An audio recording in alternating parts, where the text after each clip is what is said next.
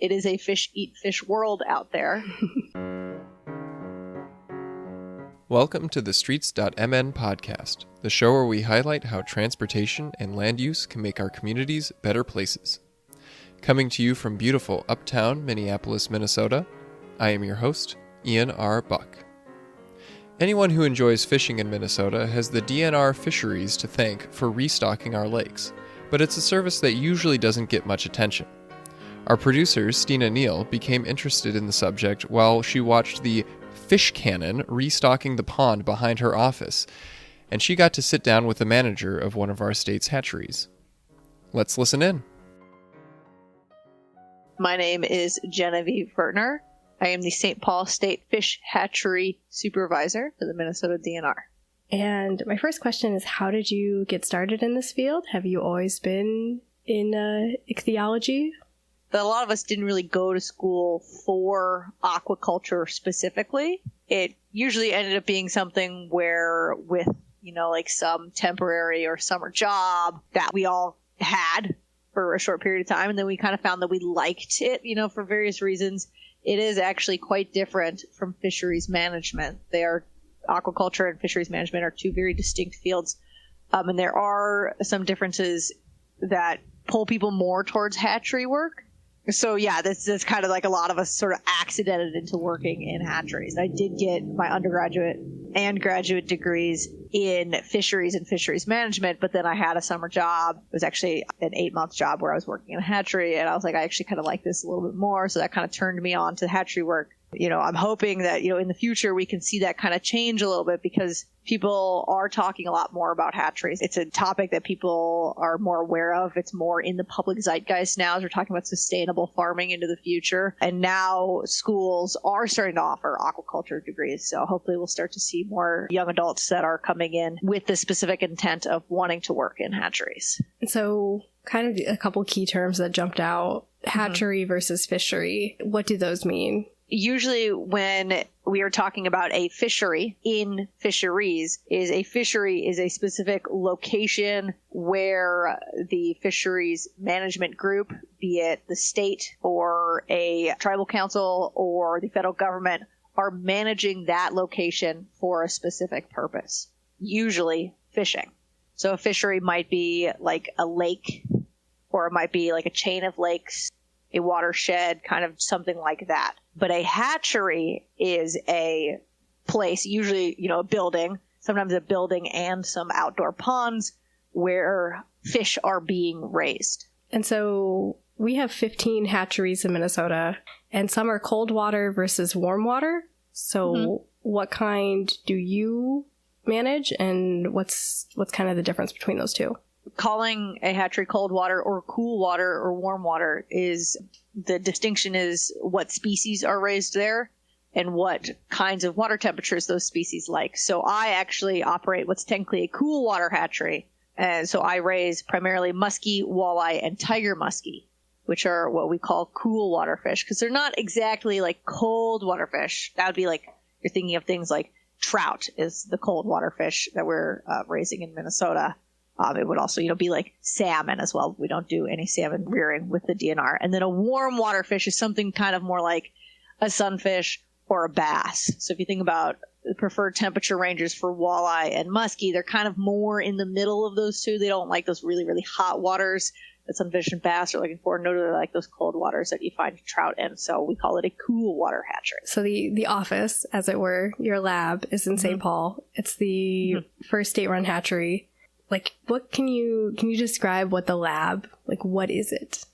Yeah, so I don't know if I'd necessarily use the word lab specifically. Hatchery is very much quite the correct word. The hatchery that is here, you are correct in saying it is the oldest run hatchery owned by the state. So we started in the late 1860s, early 1870s. The building that we're in now isn't quite that old, but it was built in the early 1940s. So it's, coming up on, over 80 years old now. The portion of this building that is now hatchery is kind of just a much smaller portion on the lower level of this site. When this building was built, it was built specifically for aquaculture, for raising fish.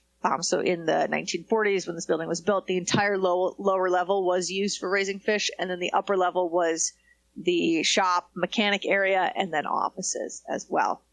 As the needs of the DNR have shifted and changed over time, the space used for aquaculture has decreased, and now we're just kind of in a smaller portion of that lower level. In terms of what it looks like specifically, very much like there's a lot of sensory overload when you get down there, because if you don't know exactly what's going on, it can be quite overwhelming. We've got, all sorts of machinery, pipes, tanks, weird looking jar structures where there's just a bunch of plastic jars all on a shelf, and you don't exactly know what it might be for, but if you came and visited, I would explain it to you.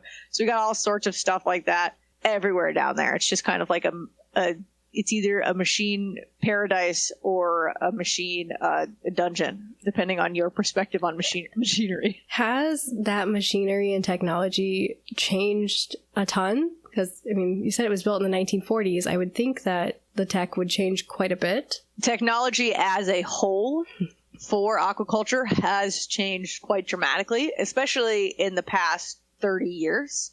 Really fancy state-of-the-art hatcheries can do a lot of stuff with integrative technology. Probably some are even starting to dabble into AI, although that's very much cutting edge stuff that would be happening. But we've got a lot of stuff where you can control a lot of parts of hatcheries, automatically. You can get data that's being input automatically to computers, run automatic feeding schedules and things like that. That'd be a very state-of-the-art hatchery. My hatchery in and of itself is quite a bit older. Fortunately, not quite 1940s old, but the last major renovations to my hatchery took place in the late 80s, early mid-90s.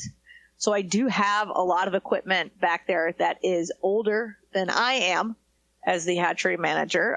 Not all of it. We do have some newer pieces, but that has been one of the major parts of my push, trying to promote awareness of the hatchery within the DNR and then within the legislature to try to bring the St. Paul hatchery into the 21st century.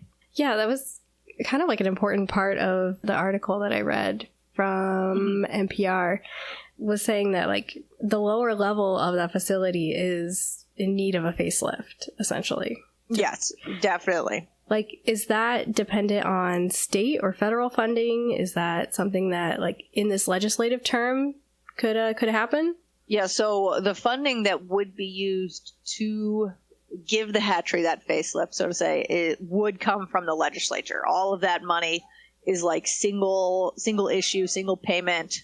I don't know all of the exact jargon, but that single payment payout from the legislature is where that funding would come from if we are given the funding to do an upgrade. We're still kind of in the much earlier steps of that right now, though, because we've just gotten to the point where we're starting to assess what our needs are and what we could do in the future. So how long has Minnesota DNR been, is the term breeding fish or rearing fish? Rearing is very common. Okay. Ever since that first hatchery here on this site, it was referred to as the Willowbrook hatchery when it originated, and then was later renamed to the St. Paul hatchery. So ever since, it's funny, I always tell people late 1860s, early 1870s, because I have seen conflicting dates for when this hatchery was founded. The earliest one that I've seen is 1868, and then the latest one is 1875-ish. So, you do the math, whatever, 150 years or so. Right. The state has been rearing fish. And did that start as a response to folks fishing and just commercial fishing industry, or how did DNRs anywhere start? Where did the original idea come from? Right. Yeah. So most of it does start from a known demand by the public for fish.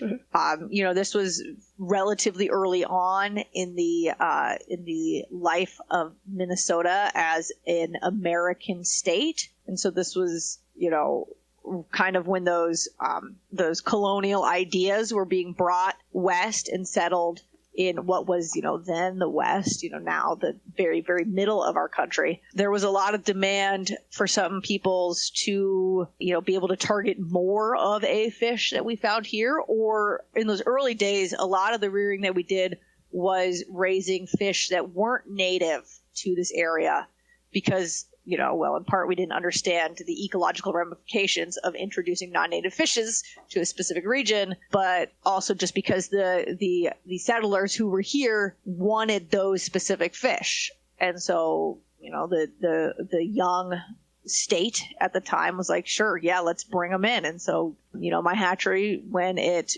was in those very, very early years of the 1800s, we were raising like Atlantic salmon, things like that, which is not native to Minnesota and is not raised by the state anymore. Right. I'm so glad we learned. Mm-hmm. Took us a little while, but we've gotten there. Yeah. Can we talk about the process? So I think most of us have seen the episode of The Magic School Bus where they talk about fish spawning. That one's a pretty good one. The kids get turned into eggs. It's wild. I recall it, yes. So what happens before you get what you get, and then what do you do at the hatchery? So my specific, I can talk about the experiences or the routine at my particular hatchery. Things will be variable depending on hatcheries, even within Minnesota. You go to a different state, they're going to have all different procedures, stuff like that. But in general, usually for a hatchery, it starts with getting the eggs. However, that is exactly going to happen is dependent on a bunch of different factors. Like in Minnesota, we keep a captive broodstock of all of our trout in the cold water hatcheries. And these are adults that we will keep up to the age of 5, and then we can spawn them in-house and then have the eggs already there on site. Now, for the rest of our species, we actually do a lot of wild collection. So what that entails is, for most, for the way that the Minnesota DNR does it, this largely happens entirely kind of in those early spring months, late winter months, when things are starting to unfreeze, just the beginnings of the greenification of Minnesota is usually when the fishes that we want eggs for are starting to spawn. And so during those early days and even a little bit before we think spawn is going to happen, there's a lot of area fisheries managers who are going out and they are checking water temperatures, they are tracking fish movements, they are checking ice out and things like that. And a lot of these people have been doing this for many years, so they kind of have a good idea of when the fish are going to be ready to spawn. And then when they're about to be ready, we will drop traps or nets to be able to pen those fish. And then we will take those wild fish and we will hand spawn them, sometimes on a dock, sometimes on like a gangway. Sometimes we have agreements with landowners and we just do it in their backyard. But regardless of where it is done and where the traps are laid, we collect the eggs. They are fertilized on site where they are spawned, and then they are transported to the hatcheries. And then that's where the hatcheries work begins. So then I have to, incubate the eggs, and then they hatch. Some of my fish will leave very shortly after hatching, within 48 hours.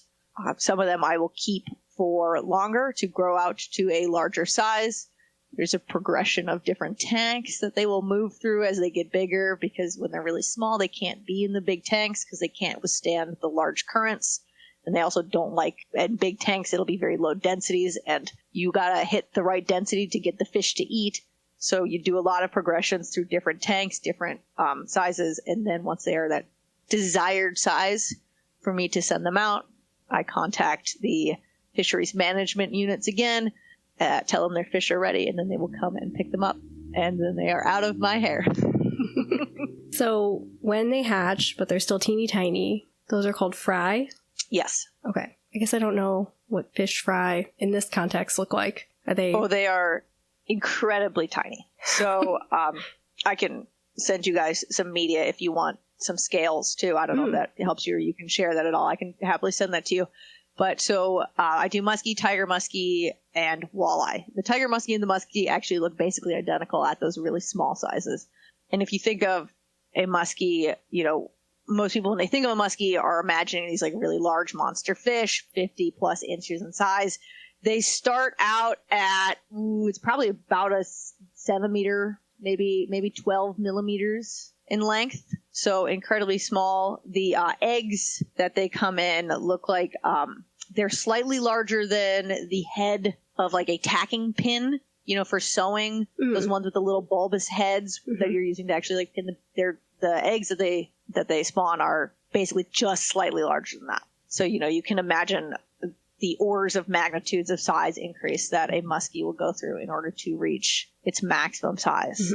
It's quite amazing how much bigger they can get. And the walleye, when they hatch, are even smaller than that. So, and then there's fingerlings. So what does that mean? So fingerlings kind of these exact distinctions of where like fry is from this size to this size and then fingerling is this size to this size. That distinction doesn't really exist.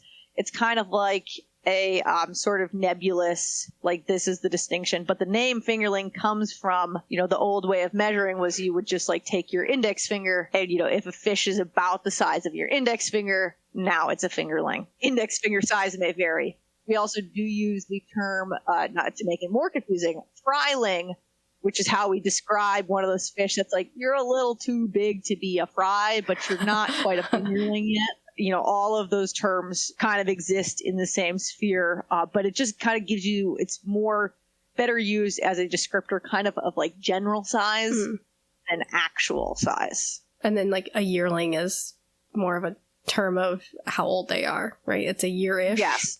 Yeah, yearling size will vary dependent on species. It is definitely much more like, this fish is about a year old.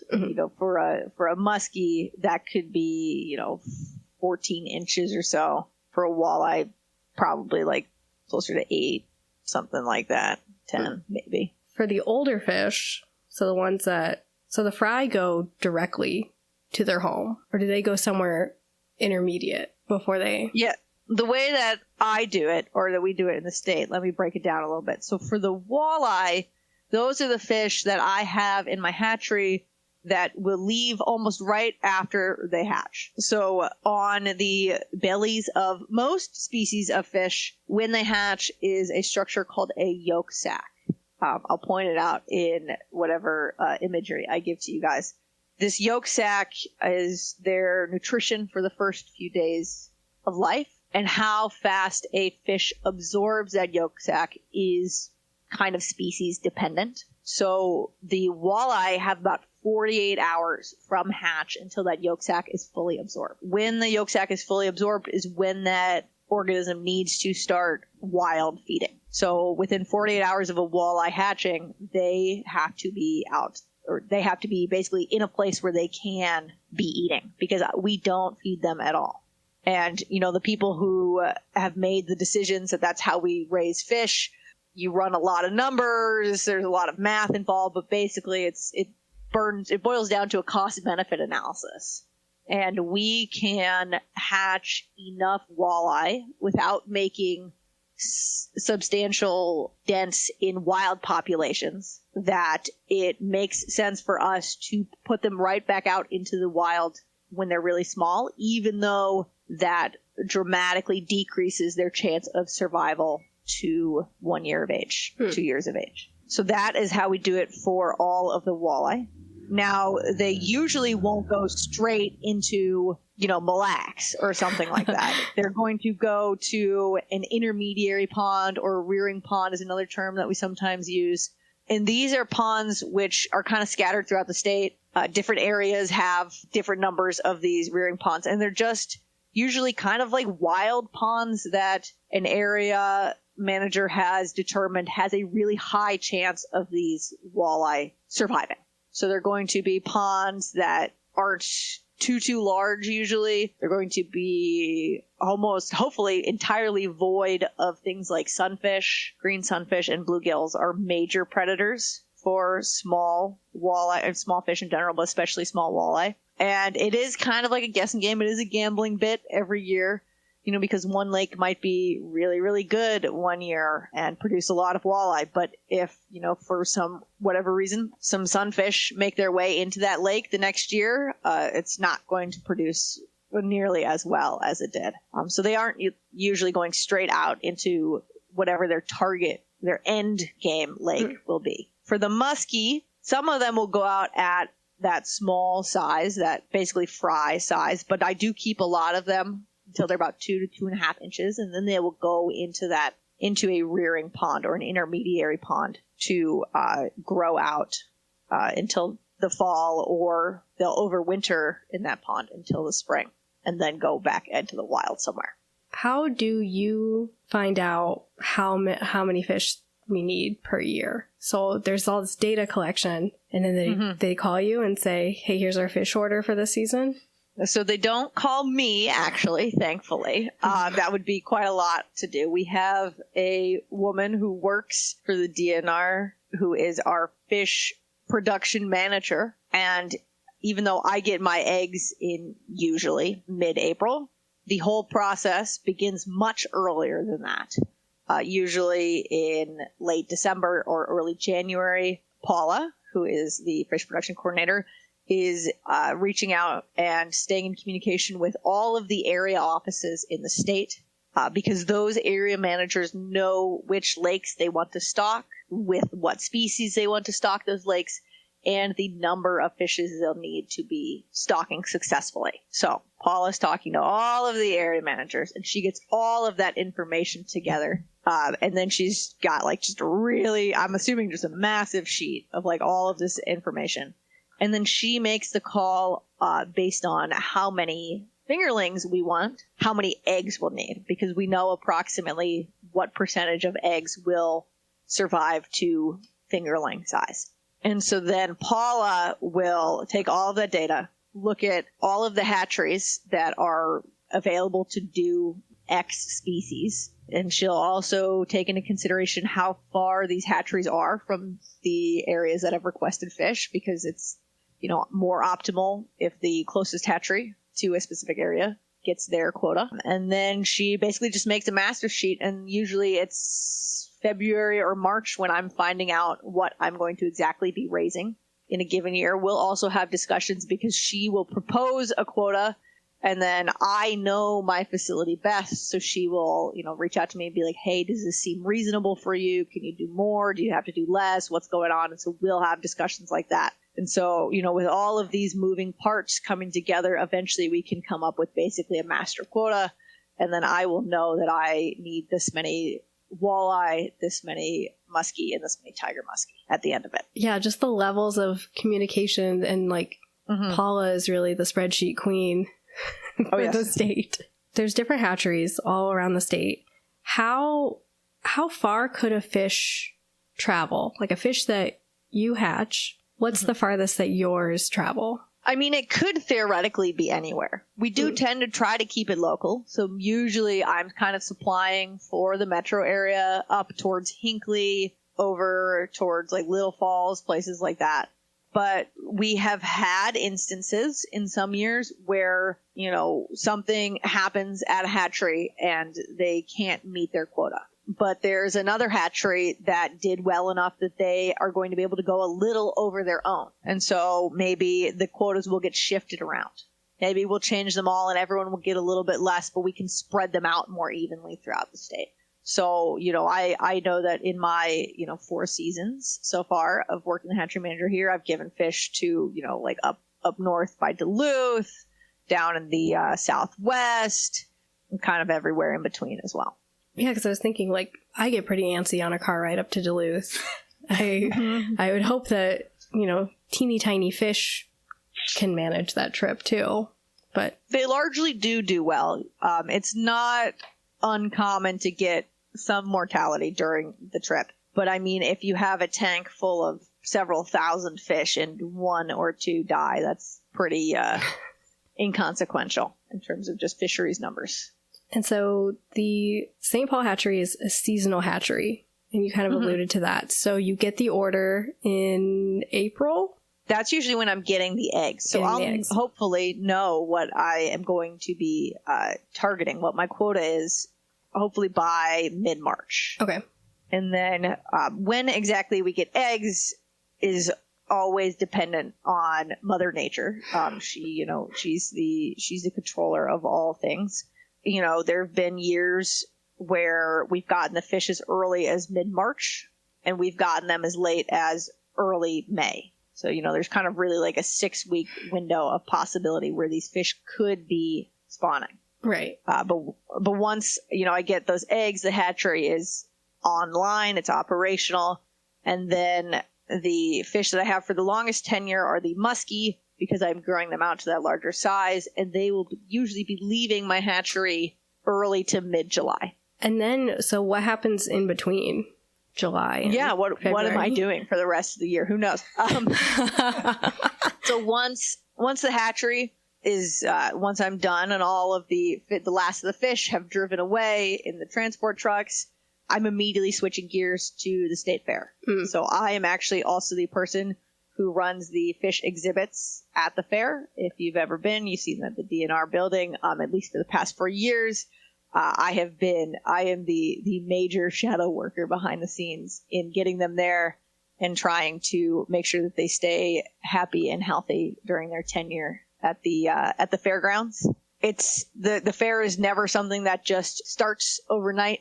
It does take a lot of planning and coordination to get that going. So my year kind of looks very much like from March to September is very, very busy crunch time for me.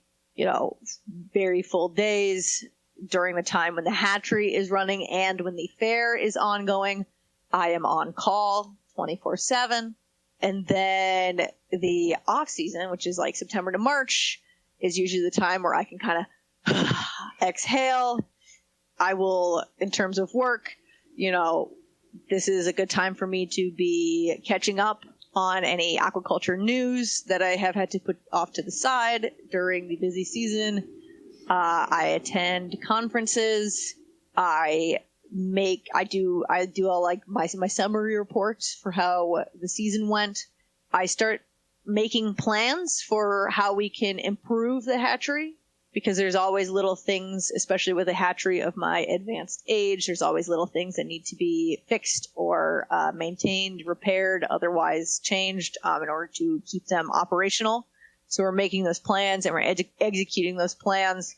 So certainly it's, not just like I have fish for 4 months and then I just lean back in my chair for the rest of the year. There's still quite a bit going on. And of course, during this time is usually when I am spending a lot of the much accrued vacation that I have not been able to use for the past few months. I have so many questions. These ones aren't even written down. Like when you are on call, is it essentially like it could be 2 a.m. and they're like, you gotta get over here. The fish need you. It's a rite of passage. It happens every single year. They call me in the middle of the night. Yeah, like at this point, they should really set you up like a little apartment at the facility. It's not uncommon, especially at year-round facilities, for the hatchery, at least the hatchery manager, but very often all of the permanent hatchery staff to live on site. It's kind of fun, though. It's like a little fish summer camp. Pretty much a double-edged sword, because on one hand, free housing. Mm-hmm. But on the other hand, you cannot escape work. You live at work. Yep. So I have questions about the state fair pond, because I love it. That's every time we go, I'm like, I want to watch the lumberjack show and I want to see those fish. And that's it. Those are my 2 top priorities. And awesome. So, yeah. Where do those fish come from? Yeah, so we have a holding pond in the metro where they live for the other 50 weeks of the year. There's nothing really special about the pond. It just looks like a regular old pond. The one thing that is special about it is we can manipulate the water level in the pond, which is important because when we are going to bring the fish to the fair, we spend the week prior slowly lowering the water level in that pond. And then on the day we move the fish, you can actually walk through it. And we take a really big, it's 100-foot long net. It's called a seine net. And you just walk through and you trap all of the fish in the middle. And then once they're in the middle of the big seine net, you can take smaller hand size or dip nets and then get the fish, scoop them up, and get them onto the trucks and make the drive over to the state fair. I did not know that there was like a secret fish hotel in the metro. Yeah. It's very much like you wouldn't, there's nothing special about it. No bells, no whistles. They're just hanging out in there, doing whatever fish things. Because actually a lot of those fish are recurring visitors. That's the reason we keep them in this holding pond, is because after the fair they go back into the pond. And certainly, not every fish is going to persist, is going to survive to the next year. We leave them alone for basically the entire year. It's kind of their payment. Fish don't particularly love being handled, but some fish are living, so that usually means there are other fish that are dying at the hands of the fish that are living, because it is a fish eat fish world out there. But it's not uncommon, and I do recognize some fish actually year over year when I see them. And that's why they're so huge. When you get to the state fair, you're like, that is a big fish. Some of them, yep. There is one of the ones that I do see regularly at the fair. There is a muskie of substantial size. It's really hard to tell if it's just like a generic fish. But one of the ways that I can always distinguish if it's a fish that I've seen before is they might have some scarring, some kind of malformity that makes them quite distinct. And this muskie that I do recognize year over year does have some pretty distinct scarring around its fins. It must have gotten to that size somehow. So right. it's coming back. So it is, I would put money on it's eating when it is in there. Yeah. So I posted a question on our Blue Sky, and I just asked if anyone had any DNR fish and hatchery related questions. Okay. And someone did. Casey asked, how do you keep the state fair pond fish from eating each other at the state fair? Oh, a classic question. So the work that I do at the fair, a little primer before I answer this question, is not outreach related at all. So I and a team of wonderful volunteers who work for me at the fair are just responsible for keeping the fish alive, for removing any fish that are no longer alive, and just generally monitoring the machinery and the systems for the tanks and the pond. But I do also help with outreach. If you've been to the state fair, you know that every day during the daytime hours there are pond talks. And so I will usually take one day of the pond talks, and that is my day to have a captive audience to answer all of the questions that I get asked over and over again. And that is one that is very frequently asked. So I love being able to dispel any myths or rumors. And the answer is that I don't keep them from eating each other. There are some species of fish that are trainable. But it's not every species, and it is not easy even for the species that are trainable. And so I don't know how you could ever possibly try to train a fish. Don't eat for 2 weeks exactly right now specifically. There are a couple factors that help to reduce predation in that pond. So the water is well water. It comes straight out of the ground, 300 feet below the surface. And so it is fairly cold. It is about 50 degrees Fahrenheit. The fish are okay in that temperature. They're not upset about it or anything. They experience that temperature all the time, and even colder. We call it winter in Minnesota. The water gets quite cold then. So every fish, who lives in this, exists in the state of Minnesota is familiar with cold water. But the cold temperature has the benefit of slowing down their metabolic processes. So they tend to just need to eat a little less. They tend to be less active. The exception to this is that of the trout species that are in there. Because like I said earlier, trout are cold water fish. They love 50 degrees. That's kind of like right in their optimal range. And so when you're also at the pond and you see jumping or splashing, that's usually a trout that's doing it, because they're the ones that are moving around the most. And so if you go to the fair either right at the start or about halfway through, you'll also notice that there tend to be a lot of minnows in the pond. We do bring in a shipment of bait fish once right before the fair begins, and then halfway through the fair. And that's kind of like our offering, especially to the trout, to, hey, eat these, please, and not some of the other fish in here. But of course, a really small fish like a minnow is not going to entertain the sights of something larger like a pike or a muskie. And so I've seen it happen every single year so far, multiple times, even some years, where a pike, especially because they're more aggressive, will have a small to medium size trout or walleye or perch or sunfish in their mouths. Kind of in general, why do we stock lakes and streams? Yeah, that's a great question. It's kind of getting into more of the philosophy of hatcheries, which is a very important part of fish rearing to always be investigating and interrogating. A lot of the reason that in Minnesota we have decided to stock fish as a state is to create, promote, and perpetuate fishing opportunities, angling opportunities for all citizens. Some of the fisheries we create anew. So we will stock a lake with a species that it didn't naturally have. And that is in order to make that specific lake a place where individuals can go and fish for a specific species. And that, usually isn't just something that we decide to do randomly.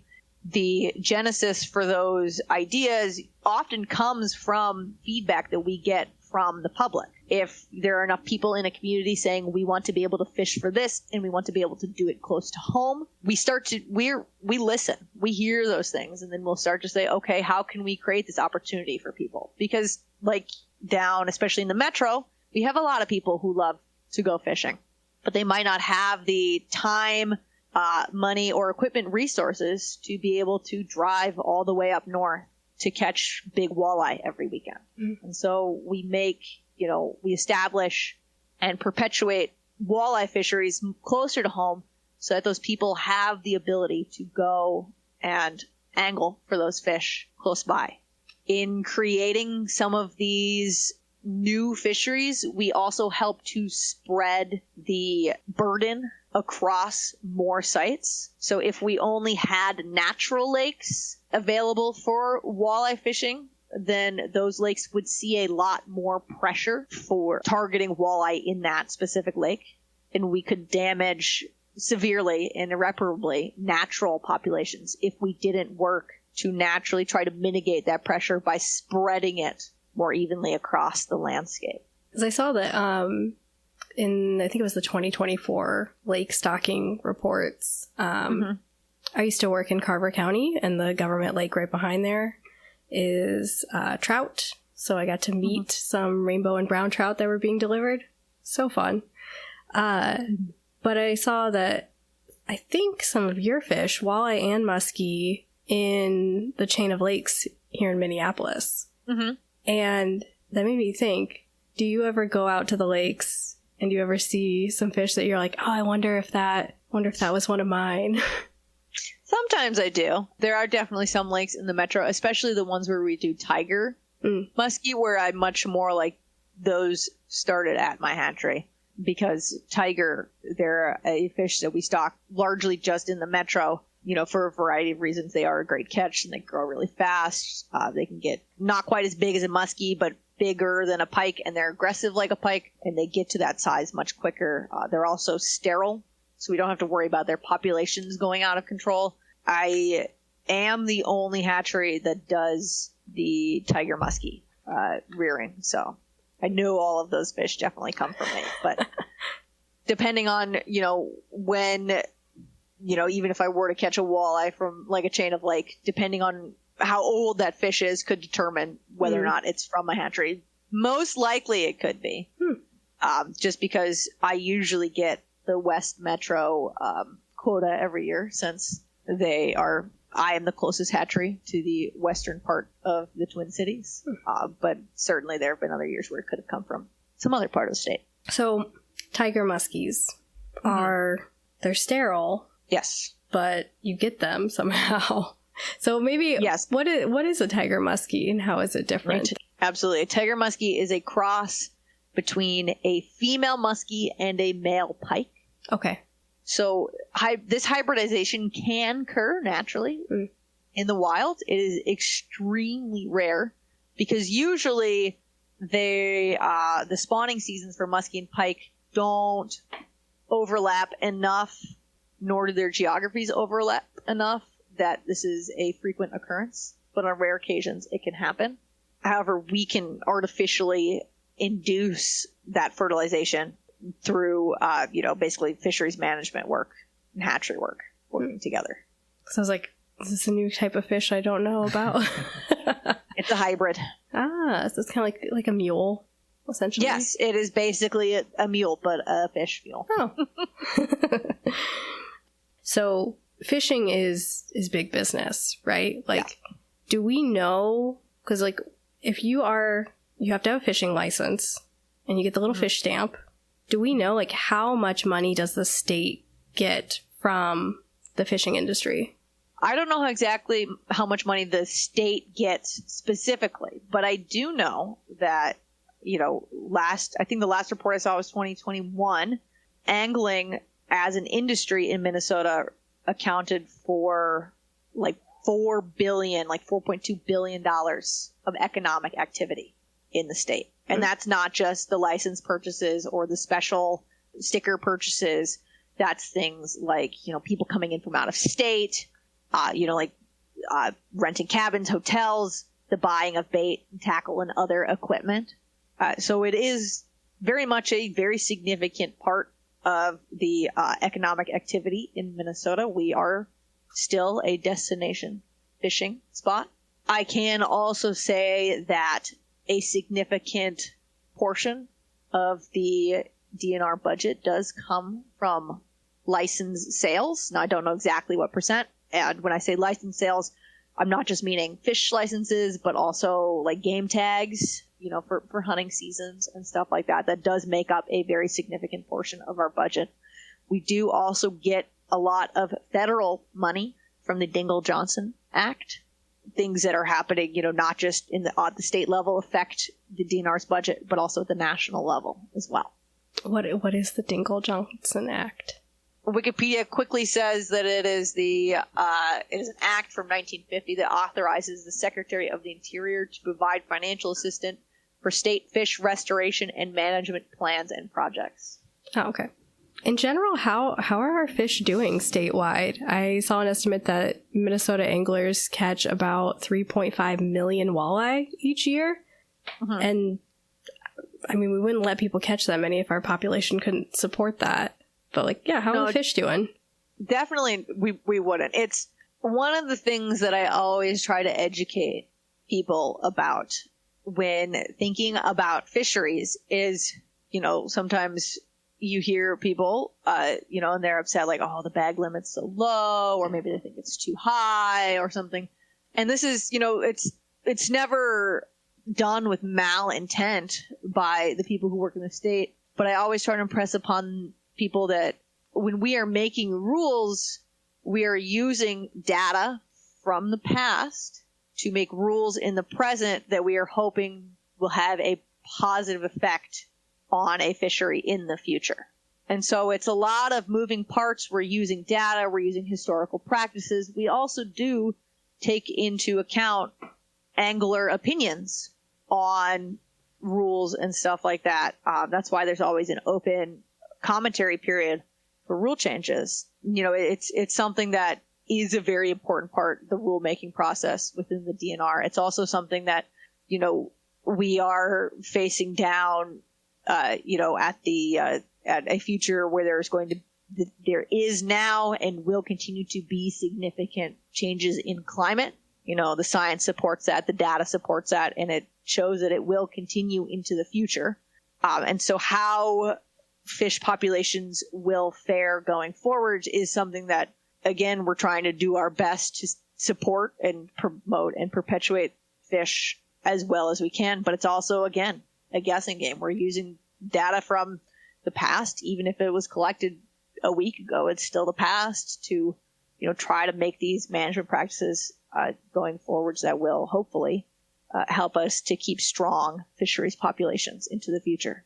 So as far as I know, they're doing well now. But again, even if I have data right now, it's not coming out of the lake instantaneously into my hands. Do you know offhand how many fish you hatched this year? Yes, this year. actually was a low year for me. I only hatched 6 million walleye, which is much lower than I think last year was 40 million. But I did have the highest number of muskie this year, which I think was 41,000 muskie, which does feel like quite different numbers. But again, with the cost budget analysis, the way that we do the walleye and raise the walleye is much different than the way we raise the muskie. The muskie, ran the numbers and decided that keeping them until they're a larger size is actually a better use of our dollars. Whereas for walleye, we can just ship them out at high numbers, but with low input from the hatcheries and still get the output that we desire. Was there just less demand this year for walleye? No, so actually it just ended up being that Paula shifted a lot of the quota to some other hatcheries. She shifted the quota to some other hatcheries that were a little bit closer to the area offices that were going to be picking up fish. So, what's the best part about your job? What is the best part about my job? I think that honestly, in a lot of ways, getting to do outreach things like this is one of the best part of my job. And especially like if people can come into the hatchery, I absolutely love when I can have kids come into the hatchery. When there's something to see, when there's fish swimming about or eggs swirling around in their jars, and their pure wonder and pure amazement at something that is so routine to me does help me to recontextualize and reappreciate that I am raising fish. I get this job where I can, I'm not creating life, but I'm fostering life.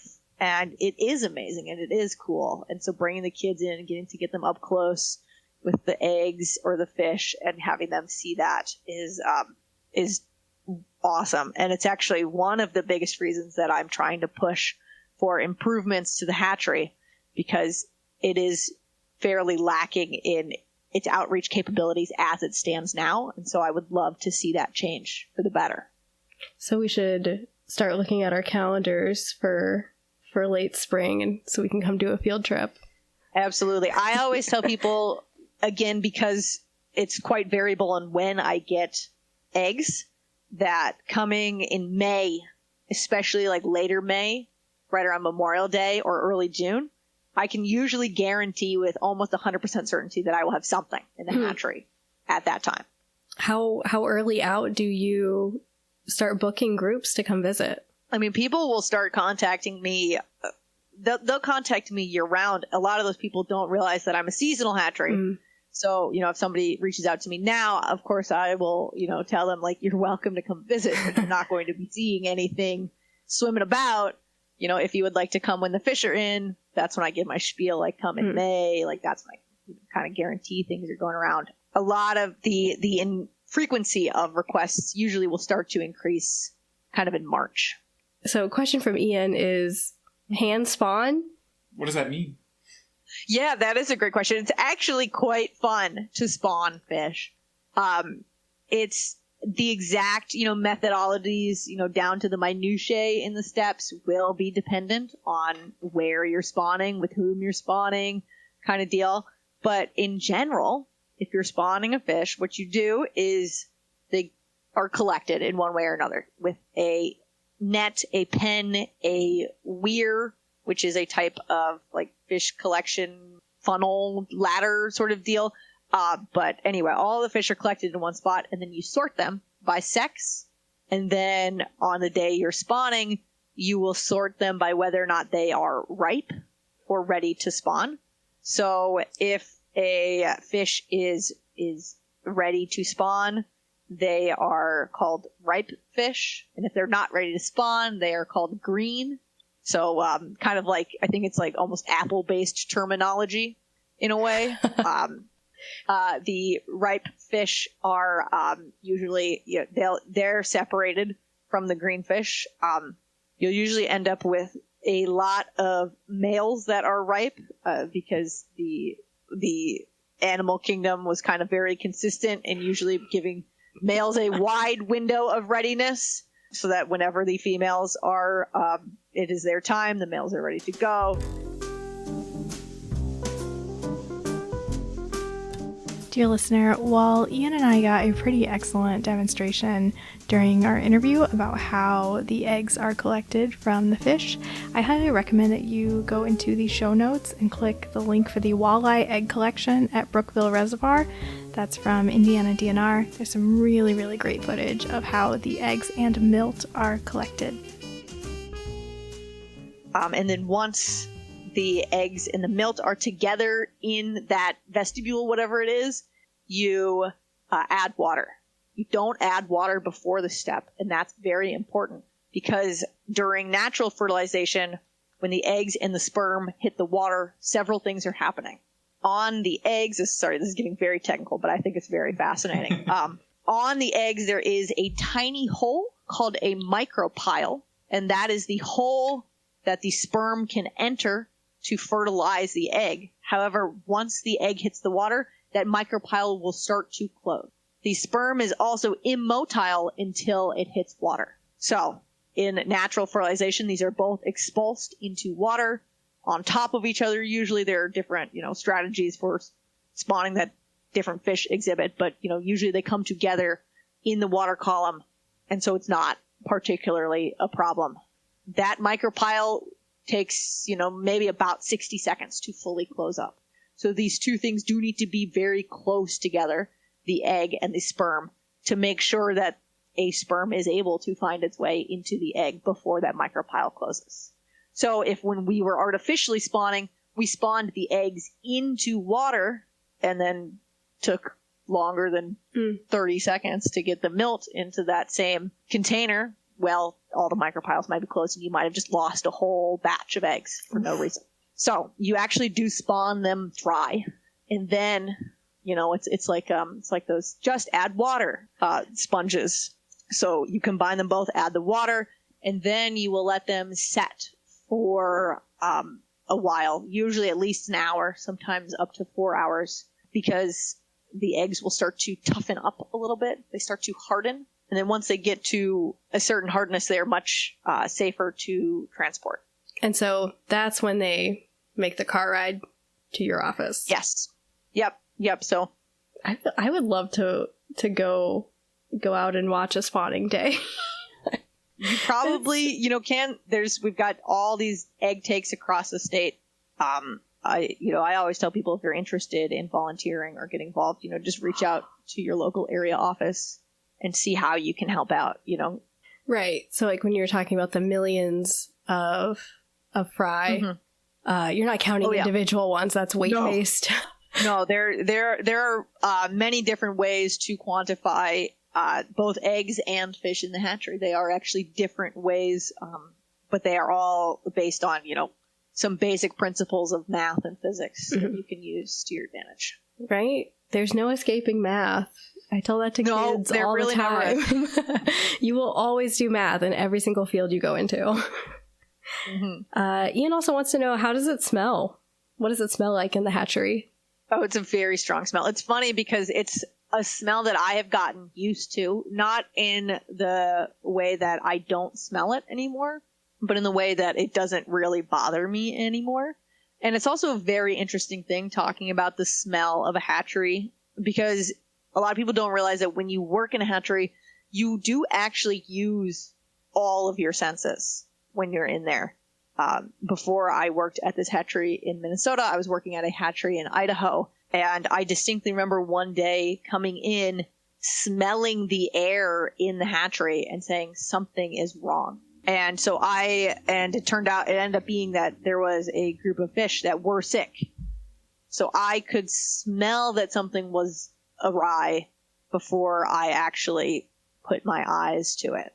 And so that does, happen in the hatchery sometimes, where you'll just like walk by something and maybe you only caught it out of the corner of your eye, or maybe it was a weird sound. But it's really important to be attuned to those senses to kind of know the baseline of what your hatchery is supposed to exist as, so that when there's an anomaly, you can figure out what's happening.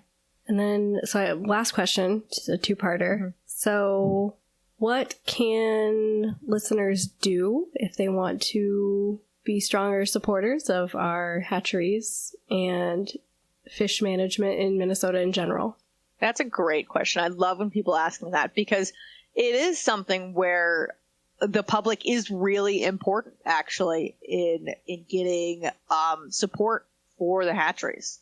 The best way for anyone to support us is to reach out to especially state level lawmakers, tell them that this is something that interests you, that you support. Again, because like I mentioned earlier, a lot of the funding that would come for hopeful future improvements to not just this hatchery, but any hatchery in the state comes from that single issue legislative funding. And so making it known to legislators that this is something you care about will in turn make it something that they care about. And then that is how we push those things through. You can also, if you ever just want to, show your appreciation in general, feel free to reach out to the DNR, to your local area office, to your local hatchery, and just leave them a voicemail and say, hey, I really like what you're doing. Thanks so much. We get all those and we hear all those and we appreciate every single one. And then where can folks learn more? In general, if you want to learn more about hatcheries, I recommend, you feel free to reach out to me. I might not be the closest hatchery to any one person. There are hatcheries within the DNR that are scattered throughout the state. So find your local hatchery, see if you can schedule a tour. They're usually pretty open to having people come and explore firsthand and learn more about it. Well, thank you, Genevieve. This has been delightful. I'm glad that I could. Thanks for listening to me ramble on for an hour and some change. And thank you for joining us for this episode of the Streets.mn podcast. The show is released under a Creative Commons Attribution, Non-Commercial, Non-Derivative license, so feel free to republish the episode as long as you are not altering it and you are not profiting from it. The music in this episode is by Eric Brandt and the Urban Hillbilly Quartet.